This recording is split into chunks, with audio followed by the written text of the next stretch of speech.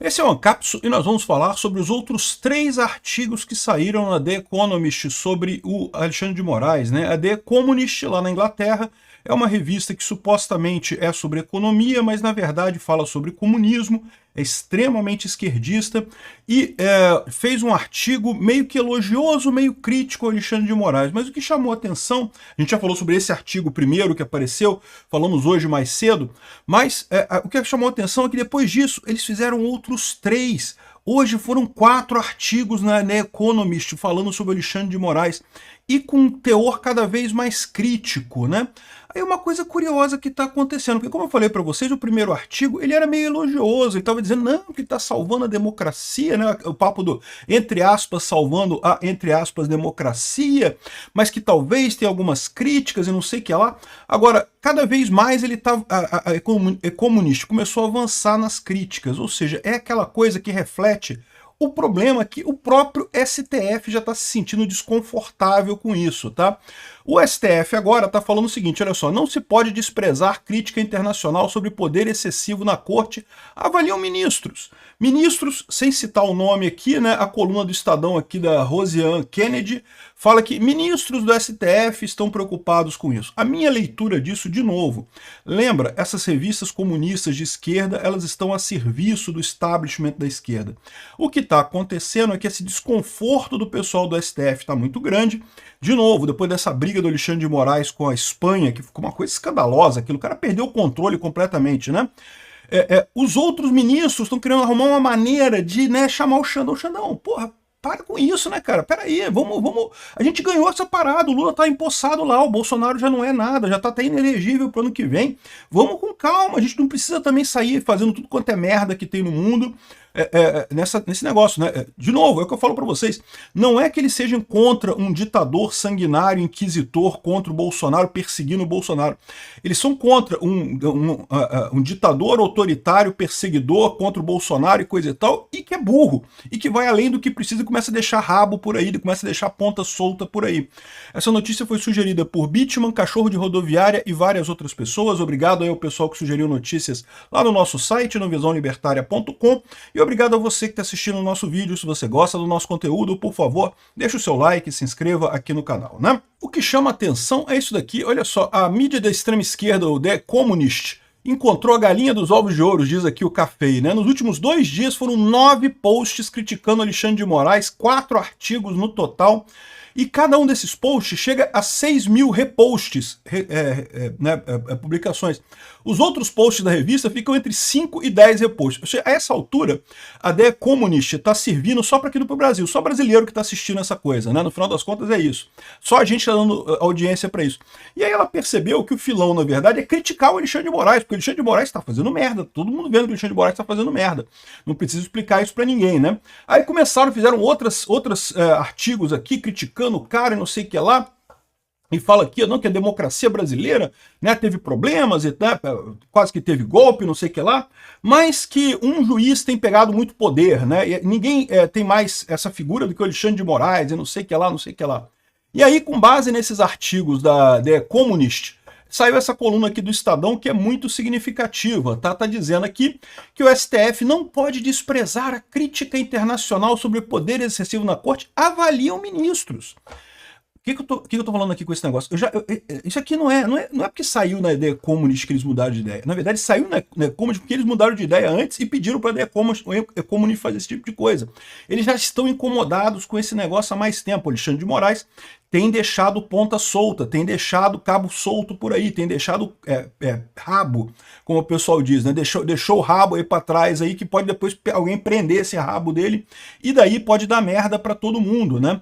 De novo, eles não estão preocupados com a perseguição a Bolsonaro. Perseguir Bolsonaro, todos eles estão dispostos a perseguir Bolsonaro, a tornar Bolsonaro inelegível, a prender tudo quanto é bolsonarista, isso todos eles querem. O que eles estão questionando só é o método, que eles estão achando só que o Alexandre de Moraes está errando no como fazer isso, né? Aqui, ó. O Supremo Tribunal Federal não pode desprezar as críticas internacionais que está sofrendo pela condução do inquérito do golpe. A avaliação foi feita por magistrados da Suprema Corte anônimos, nenhum deles quis o nome aqui, é lógico, nenhum deles é bobo, que conversaram com a coluna do Estadão após a revista inglesa, né? O problema é justamente personificado pelo Alexandre de Moraes, ou seja, em última análise, o que esses magistrados que estão falando aqui estão querendo dizer? Que está mais do que claro que o Alexandre de Moraes está fazendo merda nessa história. O Alexandre de Moraes está indo além do que ele poderia fazer, né? E, de novo, eles não estão preocupados com a perseguição a Bolsonaro. Eles querem perseguir Bolsonaro também. Não tem ninguém preocupado com a perseguição a Bolsonaro. O problema é que eles querem um cara que seja profissional. O Alexandre de Moraes está sendo amador. O sangue está chegando nos olhos. O cara está perdendo o controle, né? É o que eu sempre falo aqui, a perseguição ao Alan dos Santos, a perseguição ao Oswaldo Eustáquio, assim, o Alexandre de Moraes passou de todos os limites nessa parada. Olha só, todo juiz sabe que a jurisdição dele tem um limite, né? Chegou uma hora o cara fugiu, tá lá nos Estados Unidos, então deixa pra lá, pô, paciência, fugiu, é isso daí, a vida que segue, né? Nenhum juiz acredita que exista jurisprudência absoluta, que tudo que ele der de ordem, a ordem será cumprida, né? O problema do Alexandre de Moraes, aliás, talvez seja até esse, né? Porque vocês sabem, o Alexandre de Moraes foi promotor. E você não pode subestimar esse tipo de coisa. Eu não estou aqui querendo dar desculpa para dizer, não, porque ele é mal, porque ele foi promotor antes. Não, não é isso que eu estou querendo dizer. Eu estou querendo dizer que você tem que levar isso em consideração quando você pensa na forma como o Alexandre de Moraes tomou essa decisão, na forma como o Alexandre de Moraes encara a coisa. Todo promotor acha que o juiz poderia ser mais duro na perseguição aos condenados. O promotor é o cara que acusa, né? O Ministério Público, é o cara que tem que correr atrás das pessoas, que quer botar na cadeia. Então o promotor tem aquele mindset, esses juízes ficam deixando o cara fazer, podia pressionar, podia notificar o embaixador da Espanha, podia notificar não sei o que lá. Aí, quando o promotor em questão, né, o procurador em questão, ele chega a juiz, como é o caso do Alexandre de Moraes, ele fica com esse ranço de achar que não, que tem que perseguir mesmo, tem que ter jurisdição absoluta. Se eu disse, tem que acontecer e não interessa se o universo está conspirando contra, se as leis da física permitem, se a diplomacia permite, não interessa. Eu quero porque eu quero e ponto. Isso que aparentemente o Alexandre de Moraes está nessa armadilha, né? É lógico, muito paparicado pela imprensa. Olha só como é que... Aliás, essa coluna aqui parece gente que assistiu ao Cápsula, tá? Porque estão seguindo as mesmas coisas que eu falo aqui, ó. Aqui, ó. Avança no STF entendimento que o tempo decorrido entre os atos golpistas do 8 de janeiro até agora jogou novas luzes ao julgamento e reduziu o apelo emocional positivista. Ou seja, a situação mudou. E por quê? Eles falam aqui embaixo, olha só. Aqui embaixo eles falam, em algum momento aqui, ó. Com essa atuação, ressaltou o juiz, esse grupo político aproveitou do episódio da cabeleireira Débora Rodrigues, que perdeu o mané na estátua da justiça para dar impulso. Ou seja, eles estão. O que aconteceu aqui? O que eles estão falando aqui, ó, mudou os ares. Por que mudou os ares? O caso da Débora Rodrigues furou a bolha, né, chegou no grande público em geral, e o grande público em geral começou a olhar para esse e falar, pô, tem coisa errada mesmo, né? Eles estão colocando aqui como se fossem, né, os bolsonaristas aproveitando este caso, esse pessoal maldoso está aproveitando o caso. Não, o caso aconteceu, né? Quem fez essa merda foi o Alexandre de Moraes. Aliás, essas merdas, essas punições absurdas por tempo, 17 anos de cadeia, 14 anos de cadeia, que nem os milicos na ditadura de 64 davam esse tipo de pena para os guerrilheiros da Araguaia. Os guerrilheiros da Araguaia levavam 8 anos de cadeia, 7 anos de cadeia. Nem os guerrilheiros da Araguaia tinham pena de 17 anos de cadeia. Ou seja, é ditadura mesmo que o Alexandre de Moraes está querendo aqui, né? Aqui, então, ou seja, disse um dos ministros que conversaram com a coluna de ser evidente a mudança de ares.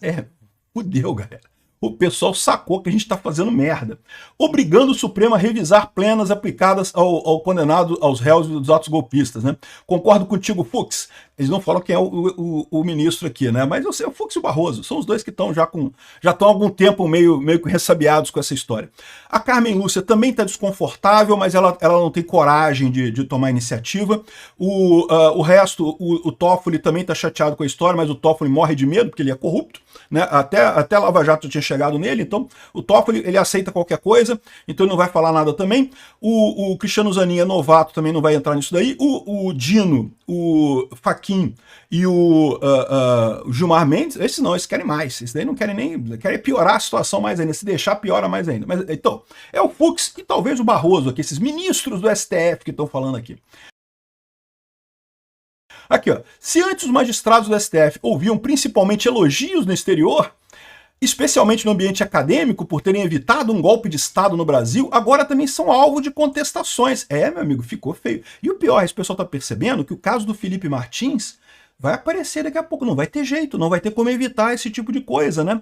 O caso do Felipe Martins é uma bomba atômica que vai explodir em algum momento aí nos próximos meses aí com essa fase de discovery, né? O caso do Felipe Martins, para quem não lembra, o Alexandre de Moraes queria acusar o Felipe Martins de alguma coisa, porque queria uma outra delação premiada, além da do Mauro Cid, então queria torturar o cara para conseguir uma confissão dele de alguma coisa, uma delação premiada, só que não tinha motivo, aí inventaram uma entrada dele nos Estados Unidos. Alguém foi lá no sistema do Customs and Border Patrol lá nos Estados Unidos, né, lá no sistema americano de imigração, e colocou uma entrada do Felipe Martins, mas uma coisa escandalosa, tinha erros, o nome dele estava escrito errado, não sei o que lá. Aí depois corrigiram isso, aí depois tiraram, e agora estão descobrindo já, né, o Felipe Martins entrou com uma ação contra o departamento americano e já descobriram que foi falso aquilo ali, que, né, já reconheceram que foi falso aquela entrada, e segundo estão dizendo, já sabem até quem foi a pessoa que fez essa entrada lá no sistema lá do Customs and Border Patrols. E essa pessoa tá fodida completamente, porque os Estados Unidos leva muito a sério esse negócio de registro de imigração, né, entrada de imigração. Você vê a confusão toda que está dando com o Trump, com os imigrantes e coisa, eles levam muito a sério isso. Então, isso vai dar muito tempo de cadeia pro cara, né? E o cara vai ter que falar, então, por que ele fez isso? Ele fez isso porque ele foi um lobo solitário que resolveu jogar a própria carreira, a própria vida no buraco para ajudar a política no Brasil? Ou alguém pediu para ele, ou alguém mandou ele, ou alguém ofereceu alguma coisa para ele fazer isso, né? E pode ser desde jornalista, pode ser até o Guilherme Amado, do Metrópolis, que foi quem noticiou essa parada primeiro, pode ter sido isso. Ah, é amigo do jornalista, pô, o jornalista falou, não, te dou um caraminguá aqui, sei lá, hipótese, não sei o que aconteceu não. Mas de alguma forma foi lá e convenceu o cara a fazer essa lambança. Aí você pode ainda perguntar assim, ó, ah, mas espera aí, não faz sentido. O cara sabia que isso podia dar merda. Como é que o cara ia fazer isso? Não, é fácil justificar isso, é fácil entender isso. Por quê? Porque imagina qual que era o plano deles. O plano deles é que o Felipe Martins ia ser torturado, o Felipe Martins iria confessar e assinar uma delação premiada, reconhecendo que participou do golpe e coisa e tal. No momento que o Felipe Martins assinou essa delação premiada reconhecendo que estava participando de um golpe, acabou, meu amigo. Aí acabou. Aí para esse cara lá nos Estados Unidos, ele virou um herói. Ele virou o cara que conseguiu, através das ações heróicas dele, revelar uma pessoa que estava participando de um golpe no Brasil. Entenderam a lógica? É por isso que eles foram tão longe lá, porque eles estavam contando que eles iam conseguir torturar o Felipe Martins até ele assinar uma confissão, até ele fazer uma delação premiada. O que matou esse pessoal todo foi que o Felipe Martins ficou firme e não assinou delação premiada nenhuma. O que eles estavam contando era isso. Porque depois, se ele assinasse a delação premiada, aí o cara tava tranquilo lá. O cara, não, eu fui um herói. Eu com a minha ação aqui, eu consegui apontar um golpista no Brasil. Ela tá condenado, já tá lá com confissão, confessou que fez parte do golpe. O problema é que como o Felipe Martins não confessou coisa nenhuma e não tem evidência nenhuma de nada, embora eles continuem levar... É mais um motivo pelo qual eu já falei para vocês, esse pessoal precisa achar um golpe agora, eles têm que achar um golpe de qualquer jeito, eles não podem terminar esse processo sem condenar as pessoas pelo golpe. Então, ou seja, é mais um motivo para isso, né? Ou seja, é isso que eles esperavam. Só que o Felipe Martins sacaneou a parada, não confessou coisa nenhuma, porque não tinha nada que confessar mesmo, todo mundo sabe que não teve golpe nenhum. Mesmo a delação do Mauro Cid, se você pegar a delação do Mauro Cid inteira, e não só as partes recortadas pela acusação, pela Polícia Federal, o próprio Mauro Cid reconhece que não teve golpe nenhum, né? Tá lá na delação dele que não teve nada. Em momentos nenhum chegou perto de fazer alguma coisa. Né? Porque para fazer esse caso do golpe, eles cortaram só uns pedacinhos bem específicos do que eles queriam ali. Vamos ver se a defesa vai ter acesso à íntegra da delação inteira, né? Porque se tiver acesso à íntegra da delação, essa acusação não para em pé, né? Enfim, então esse pessoal também, eles já estão sabendo que vai explodir essa bomba. E quando explodir essa bomba, vai ter que ter alguma coisa, amigo. Vai ter que ter alguma explicação. Quando houve a vaza-toga, muita gente já ficou assim, caramba, isso ficou feio, né? Pô, a vaza-toga, cara, a vaza-toga é uma coisa... É vergonhoso, meu amigo. O Alexandre de Moraes, entre o primeiro e o segundo turno das eleições de 2022, indicava para o pessoal do TSE quem que eles deveriam perseguir para montar relatório, para censurar, para tirar do ar e não sei o que lá. Ah, que se não tem nada, seja criativo, use sua imaginação e coisa e tal. Meu amigo, isso já é um escândalo em qualquer lugar do mundo. Isso era para renúncia em massa, era para renunciar do presidente do tribunal até o último servente que participou dessa história lá. Até o servente que limpou a sala do Eduardo Tagliaferro, todo mundo pedindo demissão. Agora, aqui no Brasil, o pessoal, não, porque estava salvando a democracia, né? Entre aspas, salvando a, entre aspas, a democracia, né? Enfim, o que eles estão vendo aqui é que isso vai dar merda, a merda vai aumentar, então eles têm que começar agora a dar um jeito de maneirar nas coisas, né? Aqui, ó. Em evento organizado por estudantes brasileiros no sábado, dia 12, o Gilmar Mendes, por exemplo, foi indagado sobre o Supremo extrapolar o seu papel, algo que a revista The Economist também está falando, ressalta aqui no Brasil, que enfrenta crescentes questionamentos na medida que tenta administrar assuntos políticos. Que, diga-se de passagem, nunca deveria ser o que o STF deveria fazer, nunca deveria ser essa a preocupação do STF. Não, o STF não é para ser um órgão político, ele tem alguma pendência política, tem alguma tendência a fazer política, é verdade, todo o STF tem alguma quedazinha pela política, mas não pode ser como está fazendo agora, que é política aberta, né? Os caras estão executando, legislando, julgando de menos, né? Aqui, ó, para outro ministro que falou a coluna, sua percepção crítica no cenário internacional sobre a atuação do Supremo e sobre o comportamento de alguns dos seus integrantes aumenta o mal-estar interno na magistratura e o incômodo com o protagonismo do Alexandre de Moraes. Ou seja, tem muita gente que está vendo essa história toda e está falando, caraca, o STF vai para o saco, a credibilidade do STF vai para o saco, porque o Alexandre de Moraes está fazendo burrada.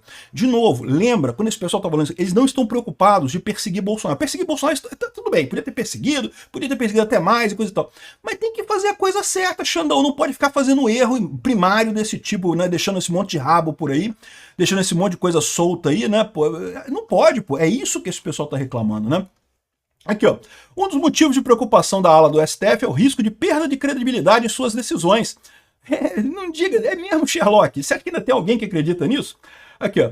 A revista inglesa. Aqui, ó. Ah, sim, a instituição que já esteve entre as mais admiradas entre os brasileiros no passado, há anos está na berlinda, exatamente desde o momento que soltou o pinguço corrupto, que todo mundo sabe que é corrupto, que todo mundo sabe que foi solto e descondenado por conta de ser amigo de muita gente no STF. E é lógico, né? A credibilidade do STF já foi pro lixo. Mas, do jeito que tá indo, tá arrisca e mais. E aí o pessoal já tá fazendo a conta aqui daquele problema que eu falei para vocês, o problema político. Esse pessoal é todo mundo jurista, experiente pra caramba, mas é político amador, é político principiante. Estão vendo que com essa coisa toda eles estão criando uma figura mítica do Bolsonaro enorme. O Bolsonaro vai sair dessa história toda um monstro na política brasileira, ao contrário do que eles queriam acabar com o Bolsonaro, eles queriam que o Bolsonaro sumisse da política brasileira. E com essa perseguição toda, eles estão conseguindo exatamente o contrário. A revista inglesa afirmou que o Supremo pode agravar sua crise de confiança se não levar o julgamento ao plenário da corte. Aí olha só, tá vendo o Fux? Esse é o Fux aqui, ó. É o Fux falando isso. O Fux já deixou no voto dele lá no recebimento da denúncia, claro que ele achava que a coisa tinha que ir para o plenário, né? Por quê? Porque o Alexandre de Moraes, ele está preocupadíssimo de não ter nenhuma discussão, de ninguém contestar ele em nada. Ele ficou chateado, inclusive, com o Fux por isso. Ele sabe que no plenário, no mínimo, 2 votos vão ser contrários, que é o Cássio Nunes e o André Mendonça. Mais do que isso, ele sabe que se vai ter 2 votos contrários, outras pessoas podem se sentir confortáveis de também abrir divergência. Hoje, como é na primeira turma, só tem ele ali e o resto é todo mundo amigo, né? O mais chato ali para ele, né, é o Fux. Então ele não tem problema, ele espera condenar Bolsonaro por unanimidade, para sair na manchete. Lembra, esse propósito todo é puramente de propaganda. Esse processo todo não tem nada de processo jurídico, é só propaganda. Eles tentando fazer política. Não, porque decisão unânime condenou o Bolsonaro. É diferente que Bolsonaro foi condenado por 7-4, ou por 5-6, ou por 9-2, sei lá. Então, é isso que o Alexandre de Moraes quer. Ele quer a unanimidade na coisa. E, de novo, no momento que abrir uma divergência, para ter outras pessoas seguindo a divergência, é mais fácil, né? Vamos supor, o Cássio Nunes abre a divergência, o Fux não abriria a divergência, mas depois eu vou seguir o Cássio Nunes ali, a divergência do Cássio Nunes. Entendeu? É mais fácil seguir do que abrir a divergência.